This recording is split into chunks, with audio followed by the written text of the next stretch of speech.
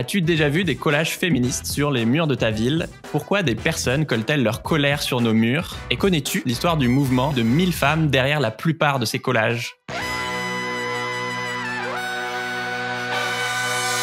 Bienvenue dans Soif de Sens, des histoires d'humains qui changent le monde. Chaque semaine, je reçois un invité écolo, féministe ou solidaire pour t'aider à incarner le changement. Et aujourd'hui, on accueille Léa et Alexandra du mouvement Collage Féminicide Paris pour parler de collage féministe. Salut Léa et Alex. Salut. Alors c'est la première fois que je fais une interview en ligne avec deux invités, donc si c'est pas parfait, s'il vous plaît, soyez indulgents, mais je sais que vous le serez. Pour commencer, un collage, c'est quoi? C'est un message court, écrit en très grand sur un mur, avec une lettre en capitale noire par feuille A4. Par exemple, un métro toutes les 3 minutes, un viol toutes les 7 minutes. Je te crois, il n'avait pas le droit. Ou moi, je crois que le premier que j'ai vu qui m'a cloué sur place, c'était à Montreuil et ça disait quelque chose comme j'avais 12 ans quand papy m'a violé. Et donc, depuis 4 ans, il y a des collages féministes qui sont apparus partout sur les murs de Paris avant de rapidement s'étendre à plus de 150 villes en France et à l'étranger. Et vous êtes membre du mouvement Collage Féminicide Paris, un mouvement de désobéissance civile sans leader qui fait beaucoup de collages avec des revendications féministes intersectionnelles et qui a publié le livre Notre colère sur vos murs que je vous conseille carrément. Tout d'abord, est-ce que vous pouvez nous raconter comment vous avez découvert les collages féministes ? En ce qui me concerne, la première fois que j'en ai vu, c'était d'abord sur les murs des réseaux sociaux. Et la première fois que j'en ai vu un en bas de chez moi, je suis passée à côté et je me suis dit tiens, c'est marrant, ça vient en bas de chez moi, alors que je pensais pas. Ce qui m'a vraiment motivée après à rejoindre le mouvement plus tard, c'est au moment des mobilisations pour la loi sécurité globale. La manifestation partait de la place de la République et je vois sur la statue un groupe de personnes qui sont en train de coller et en haut de la statue. Et là, je me suis dit mais c'est énorme quoi, parce que on voit toujours que des mecs sur cette statue, et là c'était des militants et des militantes et je trouvais ça énorme, et ils avaient marqué France : pays des droits de la police. Et en fait en arrivant sur la place, qui est une immense place avec tous ces gens, ouais, j'ai eu trop envie de le faire. Et toi Alex? Moi je m'en souviens très bien, j'avais déménagé sur Paris et à chaque fois que j'allais du métro au lieu de mon stage dans le 11e arrondissement, j'en voyais partout. Et moi, les premières fois que je l'ai vu, c'était vraiment sur les murs de la ville. Il y en avait plein sur ce tout petit chemin de 10 minutes que je faisais. Ok. Et genre, il disait quoi, par exemple? Je me souviens qu'il y en avait un qui a duré très longtemps parce que je l'ai vu pendant plusieurs semaines, qui était Stop Féminicide. Et je me souviens aussi du premier qui m'a marqué, qui était Ta main sur mon corps, mon poing dans ta gueule, et qui m'a vraiment frappée parce qu'il y avait toute cette idée de t'es une victime parce que ta main sur mon corps, mais à la fois tu te relèves, tu te bats et tu lui mets ton poing dans sa gueule. Donc il y avait un truc de fight back qui m'a beaucoup touchée. Ouais. Oui, toi Léa, je crois qu'un des premiers que t'avais vu, c'était, je sais plus le nom exact, mais souvent vous collez sur les murs les prénoms d'une victime d'un féminicide, par exemple Sabrina tuée le 3 janvier par son conjoint. Là il y en a une femme là qui, je sais plus quand c'était la semaine dernière, qui était tuée par son mari à coups de casserole. Enfin, je crois que c'était ça un des premiers que tu avais vu. Ouais, le premier c'était un collage en l'honneur de la mémoire d'une personne morte. Ouais. Et du coup après en avoir découvert que ça existait, donc soit sur les réseaux sociaux, soit en vrai, est-ce que vous pouvez nous raconter la première fois que vous avez fait un collage féministe? Moi, mon premier collage, le premier que j'ai peint et que j'ai collé, c'était Quand elle dort, c'est non. Et en fait, la raison pour laquelle j'ai voulu participer, ce qui m'a finalement motivée à rentrer dans le mouvement, c'était à la suite d'une agression sexuelle que j'ai subie pendant que je dormais. Et je me souviens que plusieurs mois plus tard, j'avais encore beaucoup de mal à me dépêtrer de cette agression. Et c'est des copines qui m'ont dit un soir, quand je leur en parlais, mais viens, on va coller devant chez lui ce qu'il t'a fait.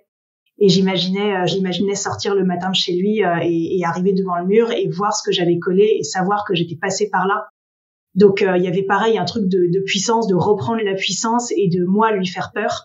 Donc finalement j'ai pas collé devant chez lui parce que j'ai pas trouvé le courage de prendre autant de risques, mais je l'ai collé dans la rue et je l'ai publié ensuite sur les réseaux et je sais qu'il l'a vu. Et donc voilà, c'est une référence directe à ce qu'il m'avait fait et je pense que ça a fait son effet. Qu'est-ce que tu ressens au moment où tu colles?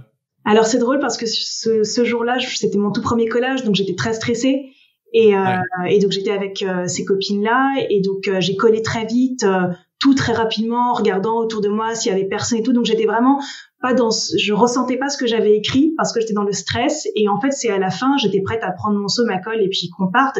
Et les filles m'ont dit, mais attends, pose-toi 2 secondes, regarde ce que tu viens de faire et dis-toi que c'est bon, tu l'as fait. Donc c'est vraiment elles qui m'ont permis d'avoir ce temps de recul. Et là, je me suis posée, effectivement, je me suis dit, ouais, bah c'est bon. Non seulement j'ai collé mon premier collage, mais ensuite j'ai collé par rapport à mon agresseur et prends-toi ça dans ta gueule. Ouais, c'est vrai qu'il y a tout ce truc que vous racontez très bien dans le livre de comment la rue et l'espace public est un milieu de domination masculine. Et j'étais trop content que vous citiez Lorraine Bassite dans le bouquin parce qu'elle en parlait aussi quand j'ai eu la chance de l'interviewer. Que voilà, souvent dans la géographie du genre, voilà, c'est considéré comme un lieu de passage, alors que les mecs ils peuvent s'arrêter très bien très longtemps sur un banc. Et enfin, c'est quand même assez connu de toute façon que quand t'es une nana, t'es pas en sécurité, notamment le soir. Et donc il y a aussi un truc de se réapproprier. Non, en fait, j'ai le droit d'être dans un espace public et effectivement de prendre le temps de réaliser ce que tu fais et que tu le fais aussi pour toi, quoi. Toi, Léa, tu peux nous raconter ton premier collage? Alors moi, mon premier collage, c'était donc juste après avoir rejoint le mouvement. Donc j'étais avec plusieurs personnes qui étaient dans la même situation que moi. Donc contrairement à Alexandra, c'était pas avec un groupe d'amis, c'était juste des personnes qui rejoignaient le mouvement un peu en élément solitaire. Okay. Et donc on était parti coller avec une personne qui a l'habitude de le faire pour un peu avoir une initiation au risque qu'on peut prendre dans la rue. Et le premier qu'on a fait, c'était Madame, pas Mademoiselle. Et j'ai trouvé super cool parce qu'en fait, on était que une espèce de groupe de jeunes personnes qu'on appelle facilement Mademoiselle. Ouais. Et en fait, là, on était en mode non, c'est Madame. Et juste après, on a collé sororité et on s'est pris en photo devant. Et donc, c'était très empouvoirant, d'autant plus que c'était dans le 18e. Et en fait, c'était un peu particulier, mais c'était presque sans risque, quoi. On était là, on faisait notre truc, il y avait beaucoup de passages et tout le monde s'en fichait. Ce qui n'est pas le cas de toutes les sessions. Donc, c'était super cool c'était plutôt agréable comme première session de collage. Ouais. Je me demandais, pour vous, pourquoi est-ce que coller sur les murs, c'est aussi puissant et thérapeutique? Parce qu'il peut y avoir plein de raisons. Est-ce que c'est parce que tu parles de sororité et tu te rends compte que t'es pas seul à avoir subi des violences ou en tout cas que ça te révolte? Est-ce que c'est parce que, un peu comme toi, Alex, tu transformes ta peur en colère et tu fais changer la honte de camp? Est-ce que c'est un peu pour se faire justice aussi, puisque la vraie justice condamne quasiment jamais les agresseurs?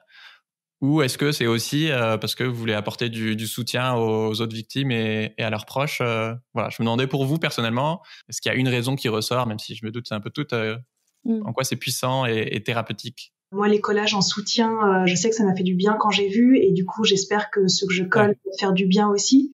Mais c'est vrai qu'il y a pas très longtemps, j'ai voulu faire un peu une rétrospective de tous les collages que j'avais faits, et je me suis rendu compte que, en fait, la grosse majorité des collages que je colle sont par rapport à mes expériences de vie, à mes traumatismes et à mes agressions. Donc, si je devais citer un élément qui ressort plus que d'autres, ce serait peut-être le collage exutoire. Le fait d'y aller, de crier en fait ce qui s'est passé, et surtout de l'imposer aux gens et de dire vous ne pouvez plus ignorer ce qui m'est arrivé et ce qui arrive à plein d'autres personnes aujourd'hui. Vous passez devant, vous êtes obligé de le voir, que ça vous plaise ou non. Ouais. Et moi, je rebondis aussi un peu sur ce que vient de dire Alexandra, qui est que ce qui me plaît vraiment dans les collages, c'est que ça laisse une trace, et que, aussi éphémère soit-elle, en fait, il y a une trace, et que nous, on l'a en photo, et que c'est à vie, quoi, qu'on l'a.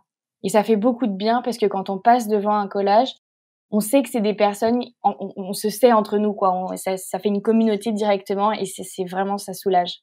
Ouais, surtout quand c'est des violences qui sont aussi invisibilisées, que t'as de la honte, t'as de la peur, t'as de la culpabilité, même si ça devrait pas. Alors qu'effectivement, là, d'avoir juste de le rendre visible dans la rue, effectivement, et même si c'est enlevé parfois assez rapidement, comme tu dis, sur les réseaux sociaux, ça y sera toujours, quoi.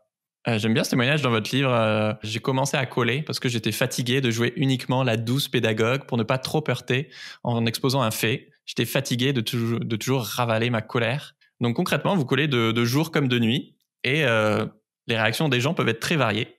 Il y a des gens qui vont vous applaudir, d'autres qui vous posent des questions, et du coup, ça permet de les éduquer sur les féminicides, sur la transphobie ou d'autres choses. Mais il y a aussi des insultes, des menaces, beaucoup de remises en cause de votre combat et ou de votre méthode militante. Ça va de c'est sale les collages jusqu'à même un mec en scooter qui a tenté de renverser des colleuses, ou plus courant, des gens qui détournent vos collages. Et ça, ça m'a vraiment choqué. Et on va transformer le message. Par exemple, au départ, ça va être une victime n'est jamais coupable, devient une victime est coupable. ou bien on te croit est modifié en on te croit pas. J'étais là, mais enfin, allô quoi. Enfin, il y a un témoignage dans votre livre qui résume tout. Tout se passe comme si parler de ces choses-là scandalisait plus que les faits eux-mêmes, ce qui révèle un cruel manque de volonté à changer. Ouais, je sais pas comment est-ce que vous réagissez à ça, parce que les gens trouvent ça sale ou choquant, ou que la ville envoie des entreprises de nettoyage, je le conçois. Mais détourner le message comme ça à la gueule des victimes, enfin. En fait, quand on pose la question aux gens, parce que j'en ai beaucoup parlé avec des gens qui n'étaient pas forcément d'accord avec les collages, la première réaction, c'est de dire ça dégrade l'espace public, c'est sale. Et en fait, ces gens-là se concentrent sur la forme pour ne pas avoir à évoquer le fond. Mais effectivement, quand on regarde les pratiques de décollage ou de détournement, on se rend compte que c'est pas tant la forme qui dérange, mais vraiment le fond. Il y a ces actions de détournement que tu as évoquées, mais il y a aussi, par exemple, le fait de retirer certains mots beaucoup plus que d'autres. Et en fait, on se rend compte, quand on regarde toutes les photos des collages arrachés, que les mots viol sont constamment arrachés en premier, que les mots homme sont constamment arrachés en premier, que les collages concernant la transidentité ne durent quasiment jamais non plus. Et moi, je me souviens d'un collage détourné qui m'avait beaucoup choquée, où en fait, c'était dans 96% des cas des violences sexistes, l'agresseur est un homme, et en fait, il avait été détourné dans 96% des cas, l'agresseur est une nonne. Et la personne qui avait détourné était rentrée chez elle, avait acheté de la peinture, avait collé les lettres, et était revenue avec peint les lettres, et était revenue les coller sur le mur. Et donc, je me dis, pour déployer une telle énergie, du temps et de l'argent, juste pour détourner un collage qui dénonce des faits très factuels, il faut quand même avoir une haine ou une bêtise en soi que j'ai vraiment du mal à concevoir. Moi, ce que j'ai déjà vu plusieurs fois, c'est les collages qui deviennent véritablement des espaces d'échange. Et là, c'est très intéressant parce que quand on a des lettres qui sont décollées, puisque souvent, quand c'est pas tout le mot, c'est qu'une seule lettre, il peut arriver que soit donc des personnes du mouvement vont recoller une lettre, soit on prend un risque supplémentaire qui est le graffiti. Parce que c'est pas, enfin, légalement, c'est pas les mêmes risques de faire du graffiti et de faire du collage. Donc, quand on voit un collage avec au milieu une lettre en graffiti, moi, je trouve ça super fort parce qu'en fait, c'est ancré et ça va pas bouger là pour le coup, quoi. Et qui restaure le message de départ, tu veux dire? Et qui restaure le message de départ. D'accord, ok. Oui, parce qu'effectivement, même si je crois que coller en France c'est illégal, c'est la peine est très très très très légère parce que c'est que des feuilles A4 qui s'enlèvent assez facilement, quoi. C'est pas une vraie dégradation de l'espace public, quoi. Et je trouvais ça génial aussi de voir que là on a parlé du point négatif, mais aussi qu'il y a aussi des réparations entre colleuses.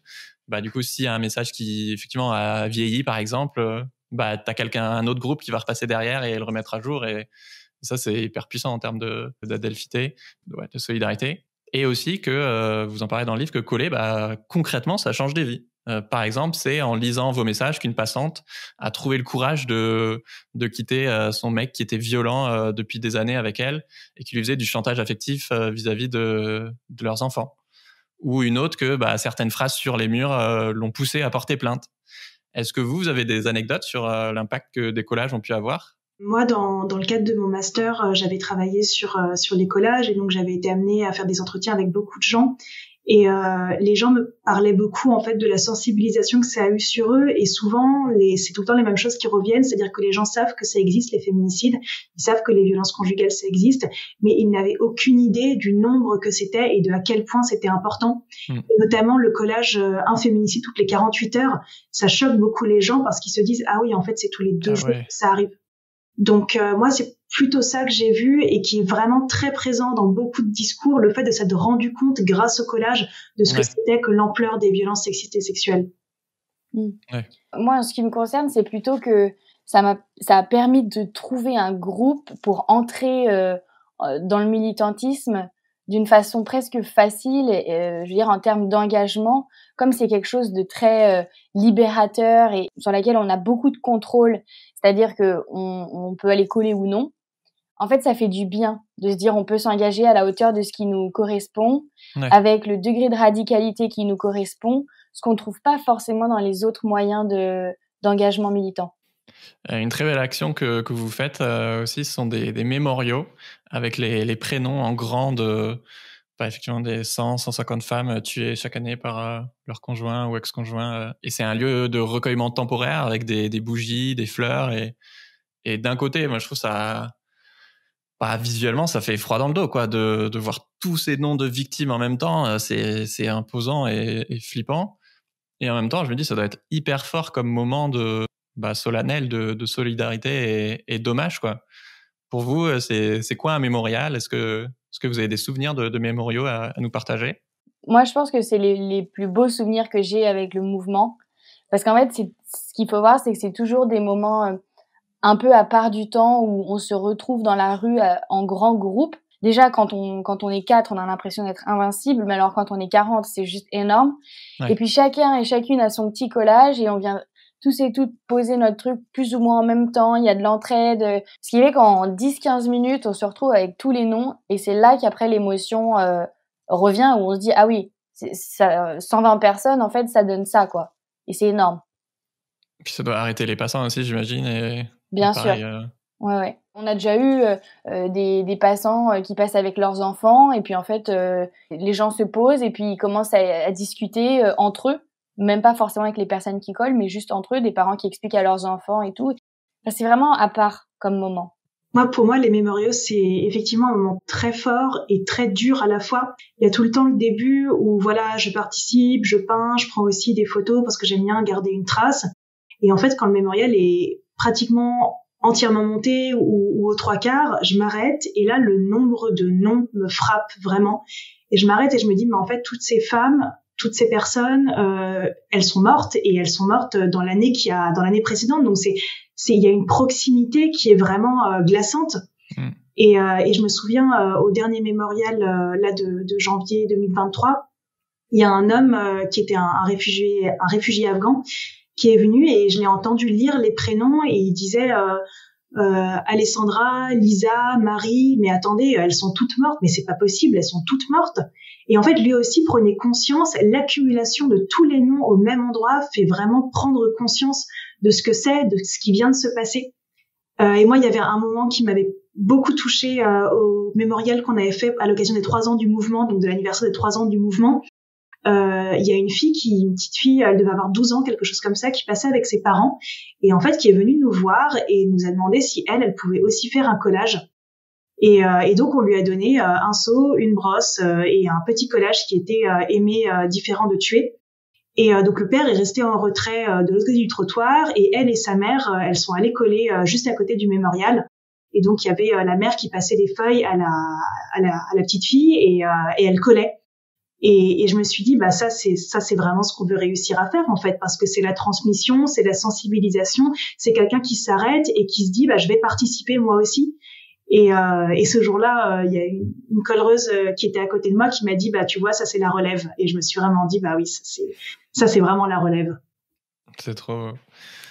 Oui, vous le dites, les mémoriaux, et tous les collages, c'est lancer un message fort contre l'indifférence en fait. Parce que les collages, c'est pas que dénoncer le nombre beaucoup trop élevé de victimes, c'est aussi dénoncer l'inaction du gouvernement. T'as dit, à chaque fois, c'était dans l'année, c'est des vies qui auraient pu être sauvées si les institutions faisaient leur boulot, si on mettait des moyens et s'il y avait une vraie volonté de venir en aide aux victimes. Quand t'as 3 enfants par classe victimes d'inceste ou un viol toutes les 7 minutes et une grande majorité d'agresseurs qui restent impunis, qu'en plus les institutions elles effacent tes messages, alors pourquoi pas, mais quand c'est au lieu de répondre à tes demandes légitimes, enfin il y a un problème quoi. On peut se demander si c'est pas un choix de laisser faire et de protéger les agresseurs ou de nommer un ministre accusé d'agression.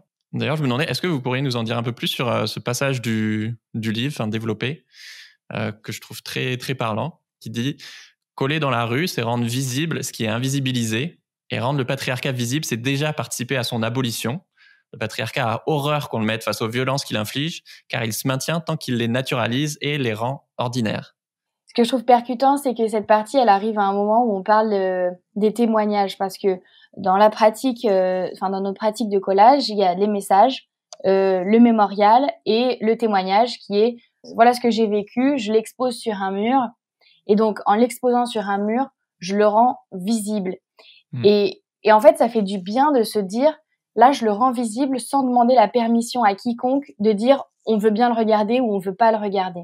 Quand on avait écrit que participer à la visibilisation du patriarcat, c'est déjà participer à son abolition, c'est simplement l'idée que on rend ça anormal. Tout le monde se dit, oui, c'est choquant. Et pourquoi on n'en entend pas plus parler ? Parce qu'en fait, quand on n'en entend pas parler, c'est que ça maintient l'ordre social tel qu'il est. Et il y a beaucoup de gens aussi qui disent oui, les collages, ils nous agressent, ils sont violents. Et puis des fois, après, ils se reprennent et ils disent mais bon, à la fois, c'est les mots qui sont violents parce que les faits qui sont dénoncés sont violents. Et oui, ça nous agresse, mais c'est parce que ça dénonce des choses absolument horribles.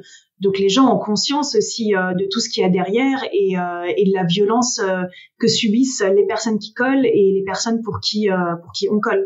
Ouais. Puis la violence de lire, je sais pas, un témoignage d'agression. Enfin, c'est 3 fois rien par rapport aux années de souffrance de la personne, quoi. Enfin, sa vie a été changée pour toujours. Et si on a besoin d'en arriver là, c'est aussi parce qu'effectivement, il y a plein d'institutions qui font pas leur boulot ou que même ces violences devraient même pas exister en premier lieu, quoi. On l'a évoqué, du coup, votre lutte est intersectionnelle. Vous luttez contre donc la violence et le patriarcat, mais ça veut aussi dire donc défendre les victimes donc du validisme, de la transphobie, etc. Notamment aussi de la pédocriminalité. On sait peu, mais 1 enfant sur 10 est victime d'inceste et les agresseurs sont souvent des personnes ordinaires. Et donc à la fois vous collez pour informer, par exemple avec le message que je disais 3 enfants par classe victimes d'inceste. C'est vraiment flippant. Mais aussi pour tendre la main à l'enfant qui est sidéré, qui souvent doit se sentir seul au monde, qui est victime de violence. Il y a une photo dans le livre d'un collage qui dit « Mes 2 cousins me disaient que c'était notre secret, entre guillemets. Ils ont abusé de moi pendant 6 ans. Ma famille m'a tourné le dos. » Et quand j'ai lu ce passage, hier, j'ai littéralement fondu en larmes d'imaginer un enfant victime de violence lire un tel collage qui fasse écho à ce que lui pourrait traverser, quoi. Souvent, on résume les collages au côté féministe. Est-ce que vous pouvez nous en dire plus, notamment sur en quoi c'est essentiel contre la pédocriminalité et pour protéger les enfants? C'est quelque chose qui est très sensible parce que ça parle d'enfants, on s'adresse à des enfants et je sais qu'il y a eu toute une réflexion au sein du mouvement sur quel message coller pour ne pas choquer en fait les enfants. Parce pas aggraver des traumas. Ouais. Voilà, les collages, on le sait, peuvent être violents et le but n'est absolument pas de réveiller des traumas. Et donc, il y avait des collages, notamment au niveau des écoles primaires ou ce genre de choses, qui étaient pensés vraiment pour les enfants. Du style aucun grand ou aucune grande n'a le droit de te faire du mal, des choses en fait qui étaient vraiment réfléchies pour se dire ok, s'il voit ça, le but c'est surtout pas de le braquer, de le choquer, mais de lui tendre la main et de lui montrer que potentiellement on peut l'aider. Et personnellement, vis-à-vis de ça, ce qui me parle le plus, moi, c'est vraiment les collages informatifs. Enfant, si tu es victime de violence, tu peux appeler je crois que c'est le 119. Ou ces collages-là qui permettent aussi de pas faire violence, de pas rajouter une violence sur une autre violence. Et les endroits où ces collages sont faits sont aussi très importants.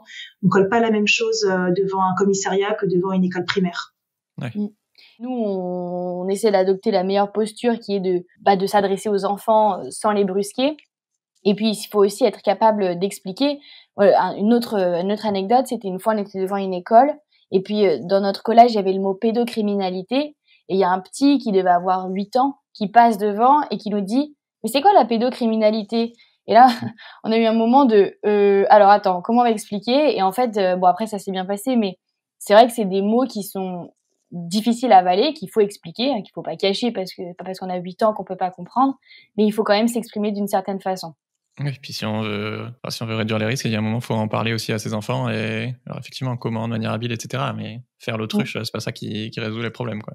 Vous deux, pourquoi est-ce que ça vous tient à cœur de coller personnellement ? Pour plein de raisons. Parce que déjà, c'est faire quelque chose, c'est s'engager. Quand j'ai eu mon déclic féministe et j'étais en colère constamment, je voyais tout à travers les lunettes du genre et je me suis rendu compte de toutes les injustices. Et coller, ça permet de se dire, voilà, je fais un petit truc. Ça va pas tout résoudre. Peut-être qu'il y a d'autres personnes qui peuvent faire des choses 10 fois plus utiles, mais au moins je fais quelque chose, j'aide potentiellement les gens. Et puis il y a aussi toute cette question de la réappropriation de l'espace public dont on a parlé. Moi, j'ai jamais autant pratiqué l'espace public que depuis que je colle. Et puis surtout, je suis dans la rue pour être dans la rue, pas juste pour me déplacer d'un point A à un point B, comme le dit très bien Lorraine Bastide et puis d'autres chercheuses universitaires.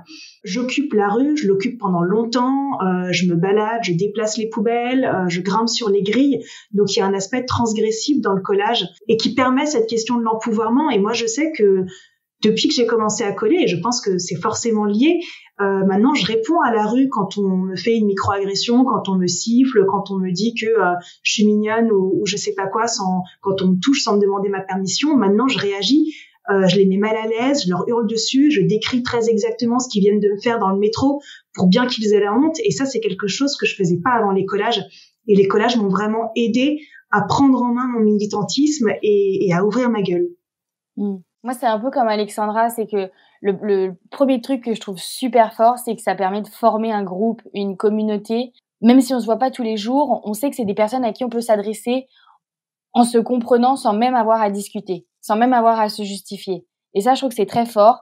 Et la deuxième raison, c'est que, en fait, ça me fait accéder à tout un tas d'espaces, sans peur. C'est que je me dis, en fait, ça va, j'ai déjà fait des trucs pires, quoi. Et donc, de marcher le soir dans la rue toute seule, bah, ça me fait plus peur. Alors que avant, ça aurait pu me faire peur. Léa, tu avais dit que tu avais plein d'anecdotes en stock. Est-ce que vous aviez encore des anecdotes à nous partager autour de l'expérience de collage? Oui, moi j'en ai peut-être une qui est chouette. Une fois, il y avait eu un collage. Alors quand on fait des sessions thématiques, par exemple quand il y avait eu le hashtag #MeTooInceste, on avait fait une salve de collage sur l'inceste. Et donc il y a plusieurs groupes qui sont partis dans Paris en même temps.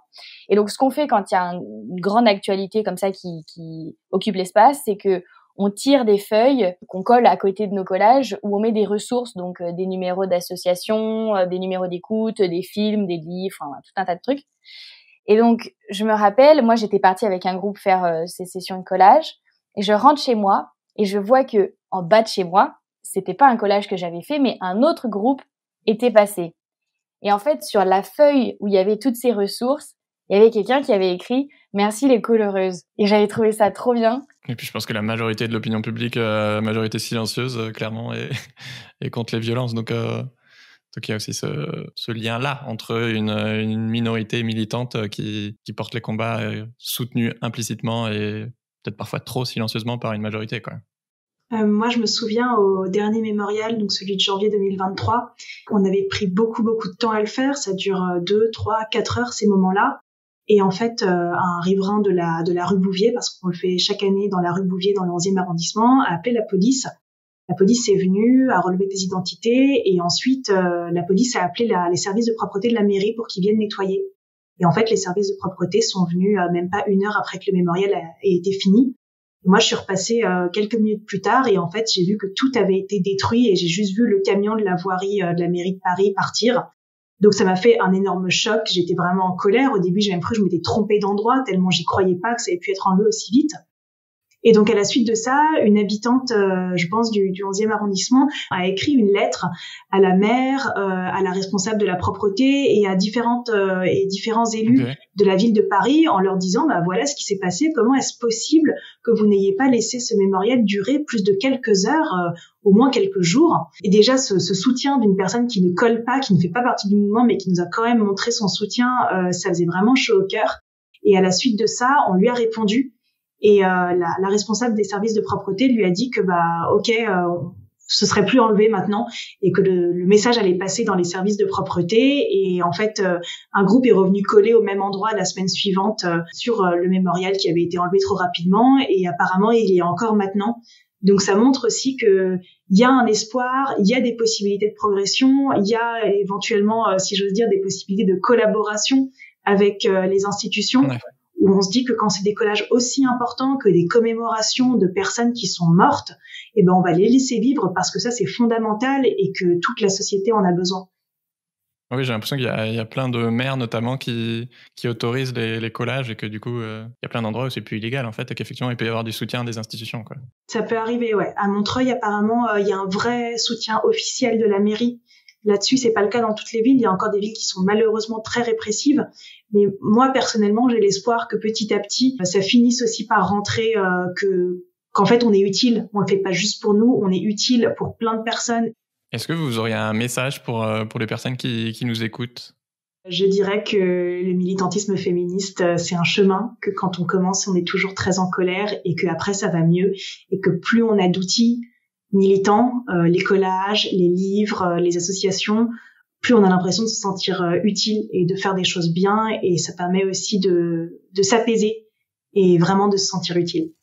Merci Alexandra et Léa. Allez donner de la force au mouvement Collage Féminicide Paris sur Instagram. Et donc je vous reconseille leur bouquin Notre colère sur vos murs. Et si cet épisode vous a plu, abonnez-vous pour faire grandir cette génération d'acteurs du changement, notamment féministes. À bientôt. Au revoir.